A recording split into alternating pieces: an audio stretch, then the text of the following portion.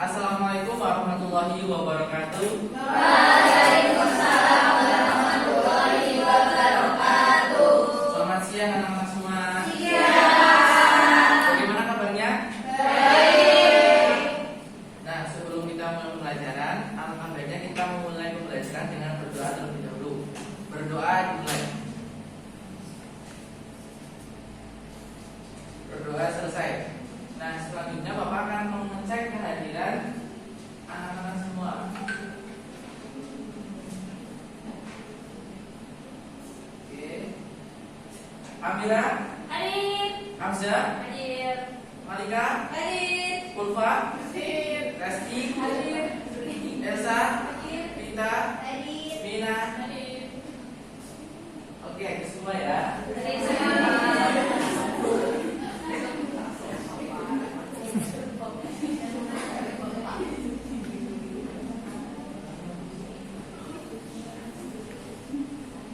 Nah, sebelum memulai pembelajaran, tolong dipastikan kebersihan di ruang kelas. Apakah ada sampah? Tidak.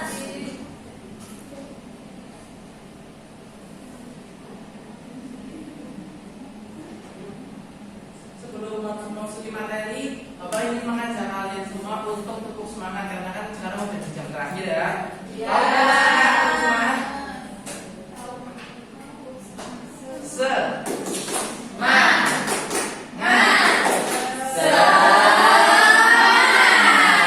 Oke, udah semangat ya. Semangat selain olahraga kita perlu olahraga. Kita senam dulu ya. Boleh berdiri terlebih dahulu. Kalau Anda boleh menemani Bapak di depan ya.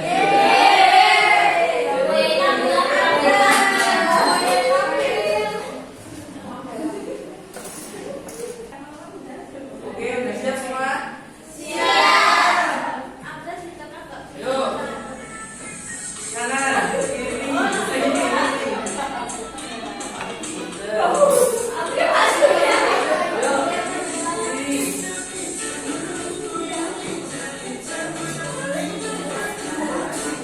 kakinya.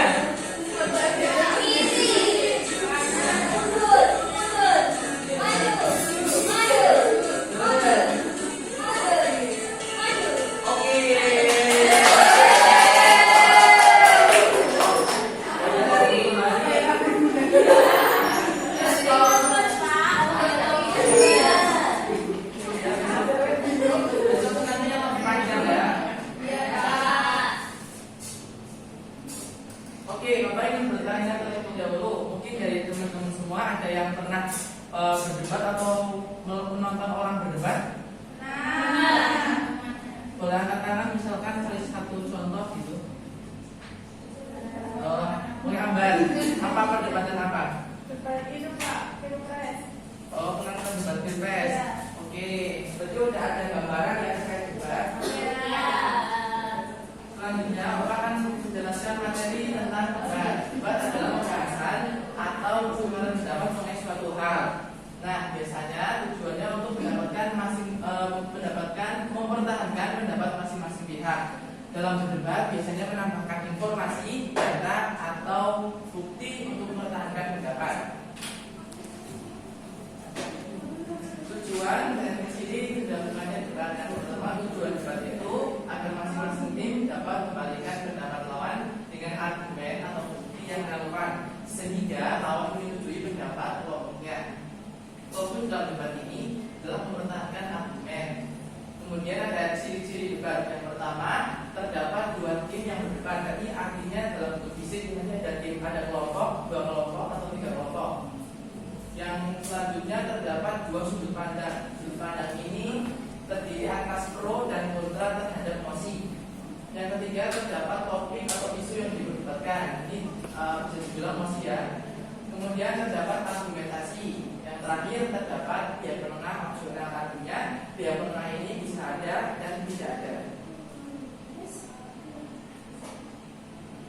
Selanjutnya struktur teks debat. Yang pertama ada pengenalan. Pengenalan ini biasanya dilakukan oleh moderator untuk mengenalkan tim-tim dalam debat nantinya.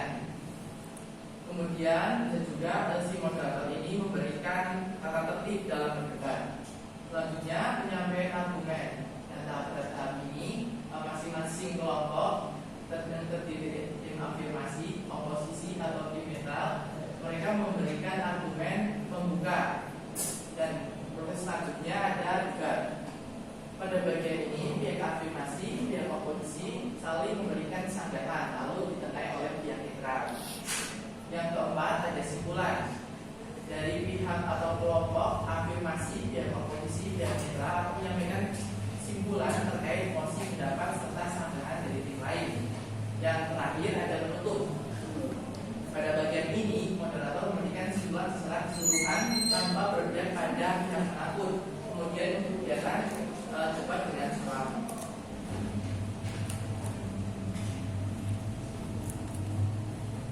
Unsur-unsur debat itu ada tiga. Yang pertama ada mosi atau tema debat. Yang kedua ada tim debat, terdiri dari tim afirmasi, tim oposisi, tim netral. Tim afirmasi itu adalah tim yang setuju dengan mosi yang ditentukan. Kemudian tim oposisi adalah tim penentang dari mosi yang telah ditentukan. Yang ketiga, tim netral atau penengah adalah tim yang berperan sebagai penengah atau opsional. Yang unsur ketiga ada partisipan. Yang pertama ada penonton atau juri yang bertugas untuk menilai tim yang berdebat. Yang kedua ada moderator yang bertugas memimpin jalannya perdebatan. Yang ketiga ada notulen bertugas untuk mencatat apa saja poin-poin dalam debat. Jenis-jenis debat dibagi menjadi dua berdasarkan masalah yang dibahas dan bentuk maksud dan metodenya. Masalah yang dibahas itu terdiri dari debat politik, debat ekonomi, debat pendidikan, debat perundang-undangan, atau dan debat sosial. Debat politik contohnya misalkan ketika pemilihan pilkada yang biasanya tersiarkan di mata najwa mungkin anak-anak pernah menonton, itu salah satu debat politik. Debat ekonomi yang berhubungan dengan misalkan keuangan ataupun usaha-usaha. Yang ketiga debat pendidikan yang berada di lingkup pendidikan seperti sekolah dan lain-lain. Keempat debat perundang-undangan. Kelima debat sosial. Untuk maksud dan metodenya terdiri atas tiga. Yang pertama debat parlementer atau majelis. Yang kedua debat pemeriksaan ulangan. Ketiga debat formal, konvensional atau pendidikan. Oke, sampai sini mungkin ada yang ditanyakan? Ya, sudah ada gambarannya? Sudah. Oke, selanjutnya ada tata cara berdebat. Yang pertama ini harus diperhatikan mengenai tata cara berdebat karena nanti anak-anak akan praktik untuk berdebat ya. Yang pertama pembukaan oleh moderator. Nanti moderator akan membuka debat, menjelaskan mosi dan memperkenalkan tim anggota tim debat sekaligus membacakan tata tertib dalam debat. Yang kedua menyampaikan pernyataan topik. Perwakilan tiap tim oposisi dan afirmasi akan menyampaikan pendapat terhadap mosi secara bergantian tanpa adanya tanya jawab dan atau interupsi dari tim lain. Jadi di tahap ini belum boleh dilakukan interupsi ya. Jadi masih penyampaian argumen yang mendasar. Yang ketiga ada pelaksanaan debat. Nah, di tahap ini kalian boleh melakukan sanggahan atau interupsi kepada tim lawan. Seperti memberikan komentar atau pendapat tim lain. Tim yang di debat harus mempertahankan pendapatnya dengan menyampaikan argumen data atau fakta yang mendukung.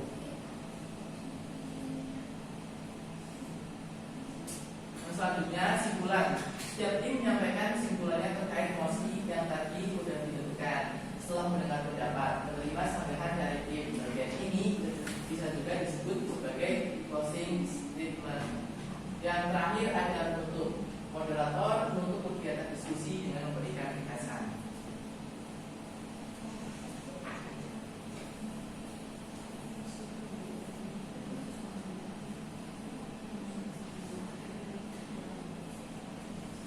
Oke, Bapak Ibu bertanya tolong dijawab bersama-sama ya. Ya. Nah, tadi sumber itu ada apa aja sih? Yang pertama, pengenalan. Yang kedua, yang ketiga, keempat,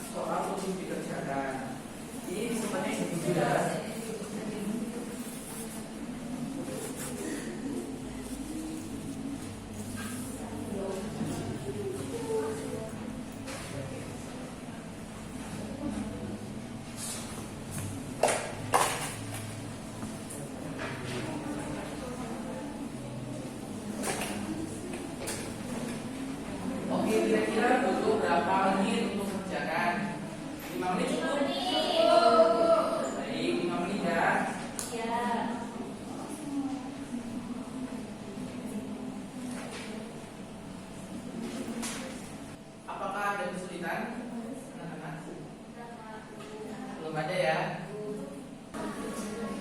Waktunya sudah habis ya, boleh dikumpulkan ke depan.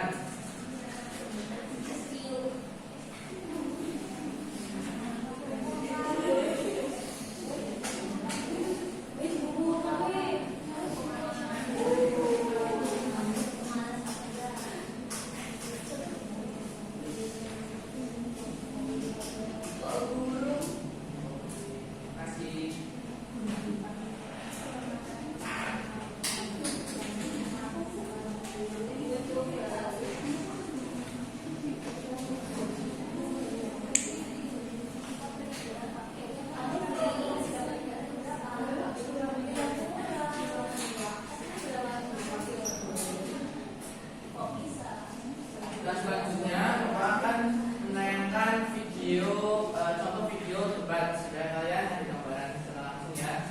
Tolong perhatikan.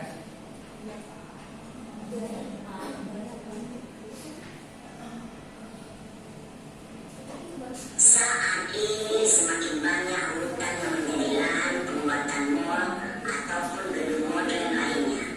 Semua ini dilakukan untuk kepentingan modernisasi negara. Bagaimana membuat masyarakat yakin dengan tujuan kalian? Silakan dari tim pembangunan gedung untuk berbicara. Baru setelah itu dilanjutkan oleh tim peduli lingkungan. Negara Indonesia merupakan negara berkembang yang dimana jika tidak mengikuti perkembangan zaman, tentu saja akan membuat Indonesia semakin tertinggal. Satu-satunya jalan adalah ikut berusaha maju dan menyesuaikan zaman. Namun tidak berarti kehidupan manusia di masa yang akan datang tidak dipikirkan. Jika hutan terus ditebang, hutan akan menjerit dan manusia akan menangis akhirnya. Seperti yang kami bilang di surat perjanjian, bahwa tidak semua lahan hutan akan dibuat mal, hanya sebagian saja. Itu selalu janji yang kalian ucapkan, tetapi nyatanya setelah beberapa tahun kalian perluas lagi pembangunan.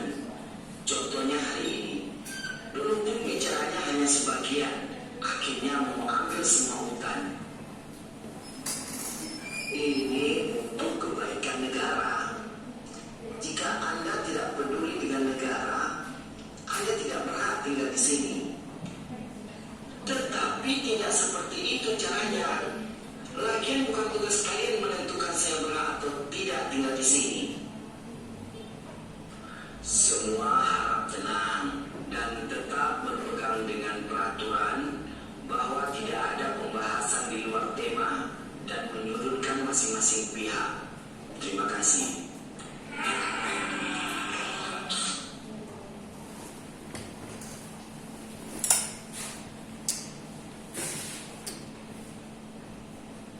Oke, tadi udah mendapat gambaran ya terkait contoh debatnya. Kalau kalian bagi kelompok menjadi 3. Yang pertama terdiri atas tim pro. Siapa yang mau tim pro? Atau apa bagi saja ya? Yang sebelah sini tim pro, yang sini tim kontra, terus yang bagian belakang baris ini potong-potong jadi tim netral. Oke?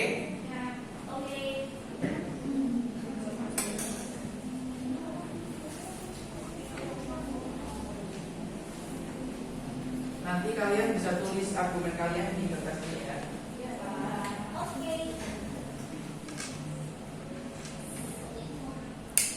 Tolong bisa berhadapan-hadapan di sini gitu. Ya.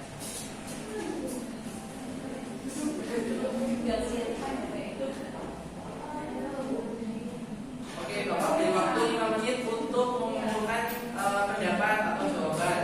Yang oke, maaf ya, Bapak belum menyampaikan mosinya. Mosinya itu terkait penggunaan teknologi digital di sekolah. Apa sudah dipahami mosinya? Oke. Apa sudah selesai? Sudah. Dari tim netral dulu tolong bisa menyampaikan pendapatnya. Ya. Dalam rangka memberikan pandangan objektif, kami akan menjelaskan data dan penelitian terkini yang dapat membantu kita memahami kompleksitas penggunaan teknologi digital di lingkungan sekolah. Penelitian dari Kementerian Pendidikan menunjukkan bahwa 68% sekolah telah mengintegrasikan teknologi digital dalam kurikulum. Terdapat peningkatan 42% keterampilan digital siswa dalam 5 tahun terakhir. Namun 35% guru masih mengalami kesulitan dalam mengimplementasikan teknologi secara efektif. Baik. Mungkin tanggapan dari tim pro bagaimana? Teknologi digital saat ini sudah menjadi bagian internasional dalam proses pendidikan.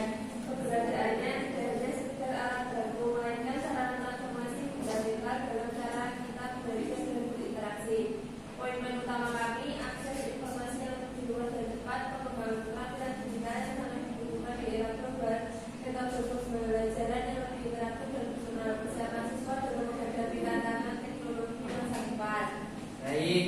Mungkin argumen dari tim pro-nya, kontra, maaf. Oke, menurut pendapat dari kami mengenai argumen mengenai penggunaan teknologi digital di sekolah itu penggunaan teknologi digital di sekolah membawa lebih banyak dampak negatif daripada positif. Kita perlu mempertimbangkan risiko yang ditimbulkannya terhadap perkembangan sosial dan psikologis peserta didik. Poin-poin utama kami, potensi menurunnya interaksi sosial langsung, risiko kecanduan dan gangguan konsentrasi, kesenjangan akses teknologi antar siswa, ancaman terhadap kesehatan mental dan fisik. Oke, terima kasih. Jadi pendapat dua tim tadi sudah menghasilkan preferensi yang berbeda. Yang tim pro setuju dengan adanya penggunaan teknologi digital di sekolah, sedangkan tim kontra tidak kurang setuju ya. Nah, selanjutnya menurut Bapak tadi perdebatan kalian sudah cukup baik karena baru pertama kali kalian sudah mampu memberikan argumen-argumen yang relevan dan masuk akal berdasarkan pada diskusi. Nah, evaluasinya dalam arti tadi mungkin harusnya lebih intens lagi dalam menyampaikan pendapatnya, tidak hanya satu anak ataupun kalian juga aktif berdiskusi gitu ya. Sejauh ini mungkin ada yang ingin ditanyakan?